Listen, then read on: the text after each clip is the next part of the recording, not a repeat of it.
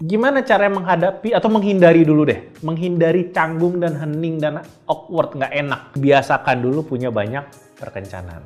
Kalau mau dibilang banyak itu berapa? Kalau Anda lagi single, ya Anda lagi single, lajang artinya, belum berpacaran tapi pengen PDKT sama orang. Kan tadi saya bilang PDKT-nya bisa 5 orang, ya 5 orang. Jadi 5 orang itu Anda bisa 3 ketemu dalam 1 minggu.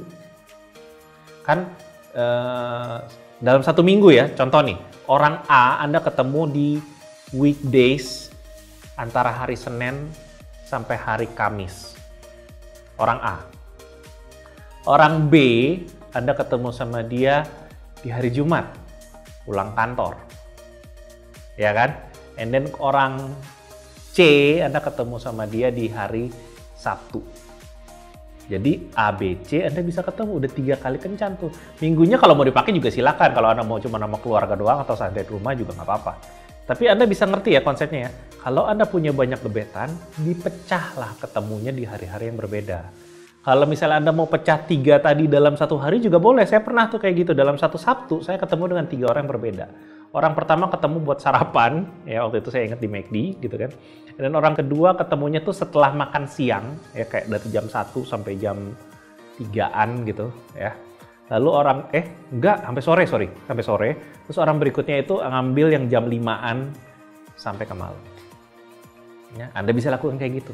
Nah, kalau Anda melakukan ini udah terbiasa gitu, udah santai. Kencan tuh kayak ketemu sama temen. Anda pernah gak sih gitu ketemu sama 2 teman atau 3 teman yang berbeda dalam hari yang bersamaan?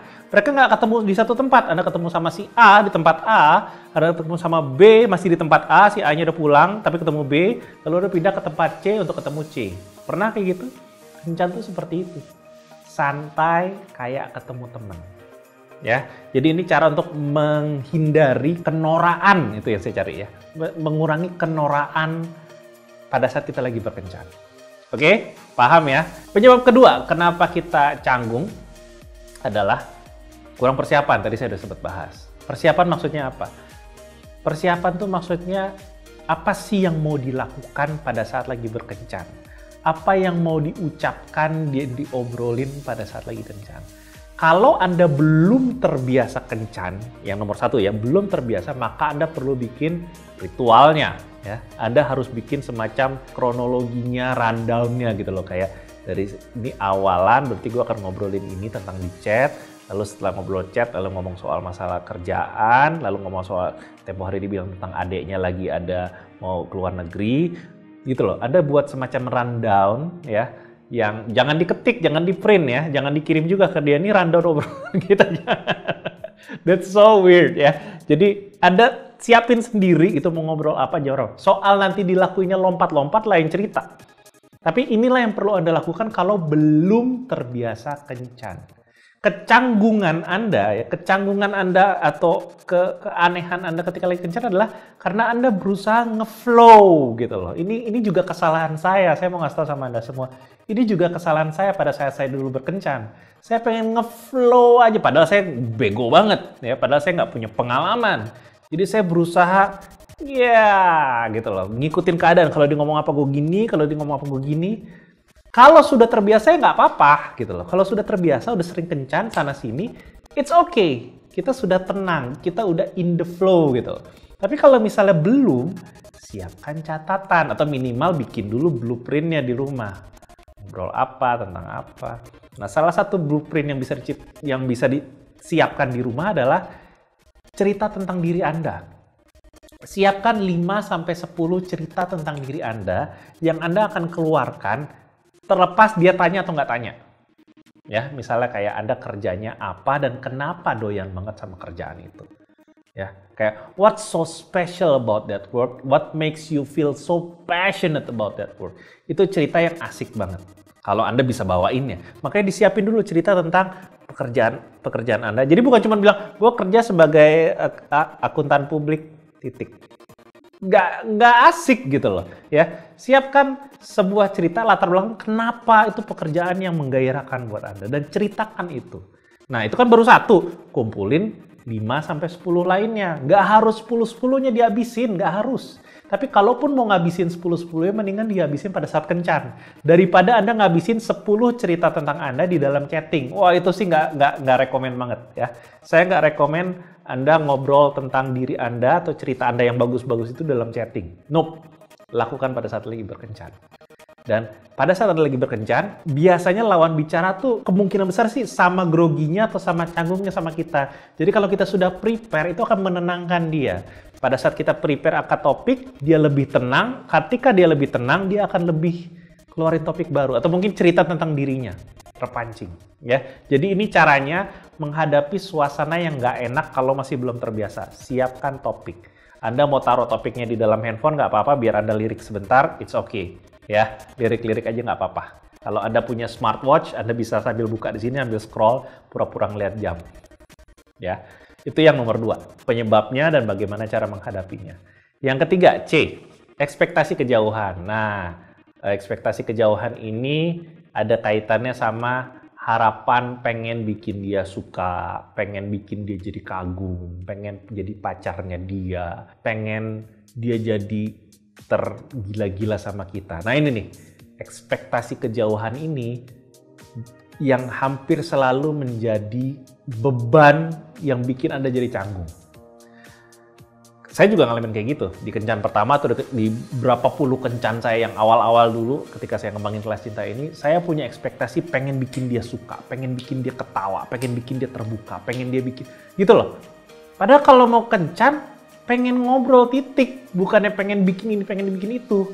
Nah, pada saat kita punya ekspektasi kejauhan itu, pengen supaya dia jadi terbuka tentang dirinya, pengen dia menurunkan defense-nya, pengen dia apa, itu yang bikin kita jadi tegang dan bingung, apalagi nih, oh gue kok dia kira masuk, oh gue udah siapin gini, tapi kok dia nggak ngerespon, ini kenapa kayak gini, jangan-jangan dia nggak terbuka, atau jangan-jangan muka gue ada yang aneh, muka gue berminyak gak sih?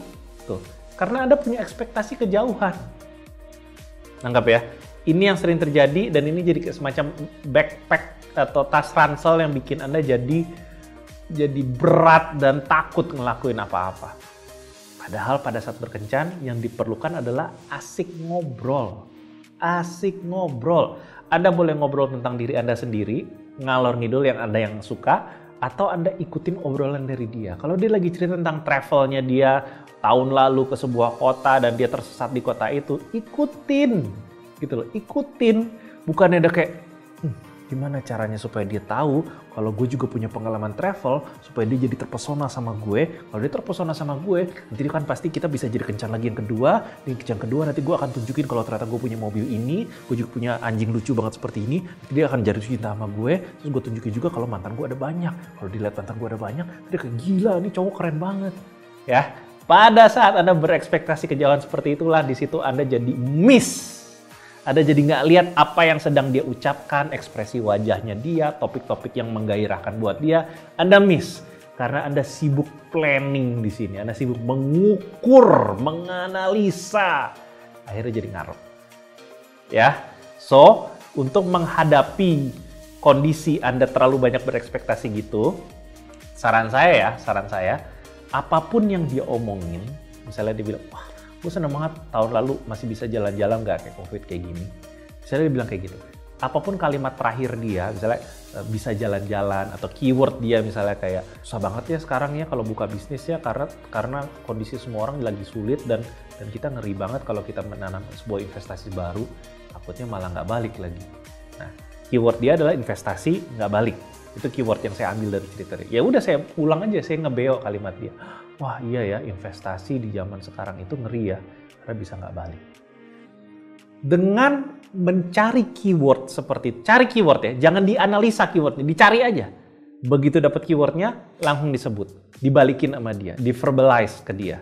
Ya, jadi dia ngelempar serumpun kata sama kita cari 2 atau 3 keyword, lalu kita lempar balik ke dia.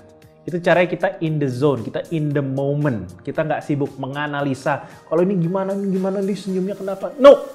Ketika kita menganalisa, kita akan memberatkan diri dan kita akan jadi takut ini, takut itu. Tapi kalau kita in the zone, kita in the moment, ambil keyword, balikin. Ambil keyword, balikin. Dapat keyword dan kita kayaknya ada ide tentang keyword-keyword itu, omongin. Kalau nggak ada ide, balikin aja keywordnya. Kalau ada ide, komenin keywordnya. Sesederhana itu. Ya, oke? Kebayang ya? Dapat gak satu ide yang keren banget untuk dimainin pada saat kencan berikutnya? Oke, yang D, orangnya pendiam. Nah, video ini merupakan potongan dari materi berdurasi kurang lebih 1 jam yang ada di KC Star. Kalau video sependek ini aja bisa memberikan banyak manfaat buat kamu, bayangkan jika kamu nonton video lengkapnya. Apa sih KC Star? KC Star merupakan program edukasi online dari Kelas Cinta yang berisi ratusan materi berupa video, audio, e-book, dan juga event. Topiknya lengkap, mulai dari PDKT, relationship, putus cinta, balikan, move on, dan pengembangan diri. Kamu bisa coba gratis. Buruan daftar sekarang supaya kamu bisa langsung menikmati hubungan yang sehat dan bahagia. Linknya ada di bawah. Langsung aja klik kelascinta.com/daftar. Sampai jumpa di KC Star.